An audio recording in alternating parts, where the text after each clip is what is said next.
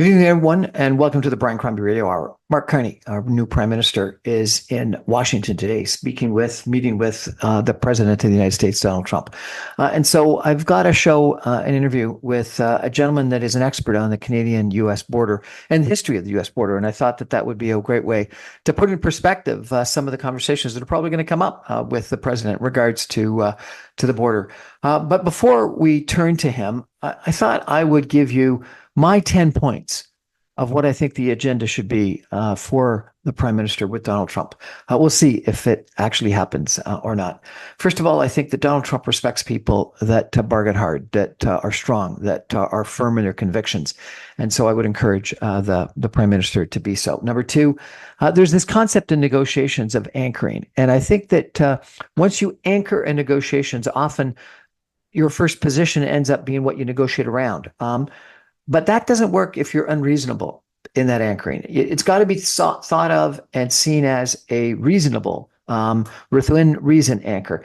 And Canada being the 51st state, Canada accepting the kind of tariffs that Donald Trump has been talking about, completely doing away with the Canadian-U.S. Free Trade, USMCA, CUSMA, whatever you want to call it, I think was unreasonable. And I think it's seen in the United States and in the world, and certainly within Canada, as unreasonable. So I don't think that that is the right anchor. But I think that Mark Carney, our Prime Minister, has got to go in with a very reasonable anchor in regards to, free trade between Canada and the United States, and take some things off the table, but offer that the United States are allowed to take some things off the table as well, and that's what we should be demanding and wanting.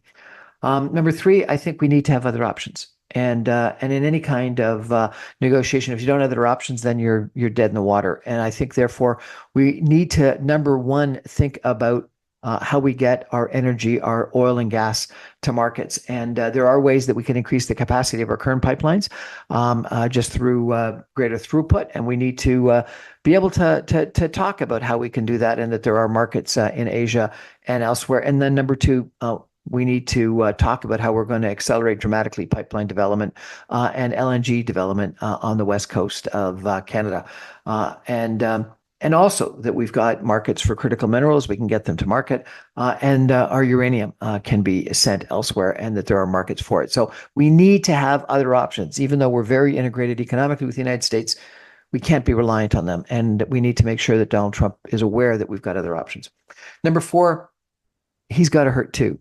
And so therefore, the Prime Minister's got to make it obvious that if their car manufacturing is going to be encouraged to relocate to the United States, and all of the parts and assembly has to be done in the United States, he's going to make it clear that then those car manufacturers, those North American car manufacturers, aren't going to be able to sell all of those products in Canada. That we're going to go back to an attitude comparable to the auto pack back in the 1960s, where you had to produce in Canada cars equal to what you sold in Canada. Otherwise, you didn't have the right to sell those cars in Canada. And that's got to be an attitude such that we make sure that we keep those auto jobs in Canada. I think we haven't heard as much about aluminum, and I think that that is a big issue. From what I understand, the United States is completely reliant on aluminum production from Canada. And so, we've got to make sure that the United States and Donald Trump realize that these tariffs are hurting them, and they've got to change things. I think our potash is critical to U.S. farmers, and if they're going to keep these tariffs, they're going to make U.S. farmers uneconomic. And we've got to remind the president that we are the biggest customer by far, bigger than the next 3 or 4 international customers. And so therefore, while he keeps harping about this trade deficit, that's primarily because of energy that they're buying below market pricing. If you take energy out of the equation, we've actually got a trade deficit to the United States. They got a trade surplus with us.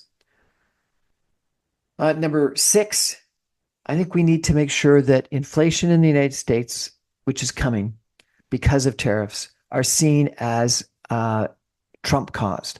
And so therefore, I would be really resistant in putting in reciprocal tariffs. I would be, and for sure not export tariffs. I think that we need to create a situation where the American consumer starts to hurt and is starting to make negative comments about Donald Trump and his strategy. I think that these shortages that people are talking about. If Chinese goods, we want them to have shortages of Canadian goods. Lumber for housing has got to be a coming shortage. As I mentioned, potash for farmers that are going to be fertilizing in the in the next month, etc. Number six, I think I'm up to is we need to make sure that we got substitute products. I think they work better than reciprocal tariffs. And so therefore, if we can bring in wine from Europe or wine from British Columbia, wine from Australia, rather than putting tariffs on US products, let's just substitute and bring in other products internationally. And obviously, there's other areas than just wine. I've been buying bananas from Costa Rica. I've been buying oranges from Mexico. I think that we've got to look for places that we can buy products from other international sources and not have the reciprocal tariffs, but just find other places where we can buy. But I do think there are some things that we need to do that really are responsive to some of the concerns the Americans have. Because in every negotiation, there's some right, there's some wrong.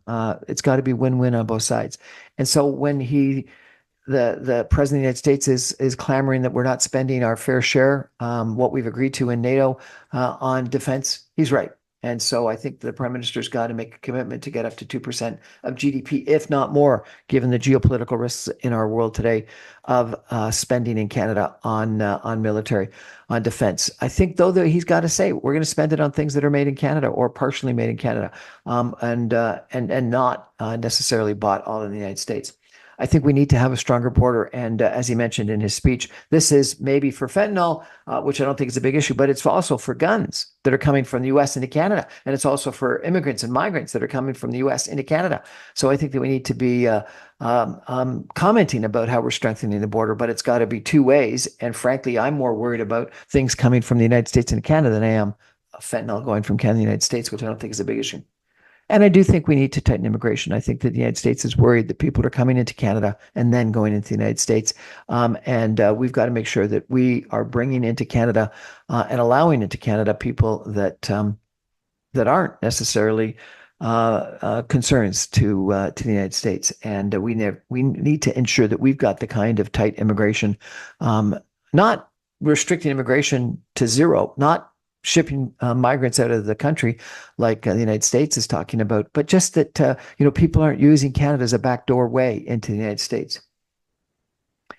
Number 9, I think that, actually, I think that's 8. I think that the Prime Minister's got an incredible opportunity being chair of the G7 coming up in June. He's going to be able to show the world, and particularly the United States, that he's the adult in the room.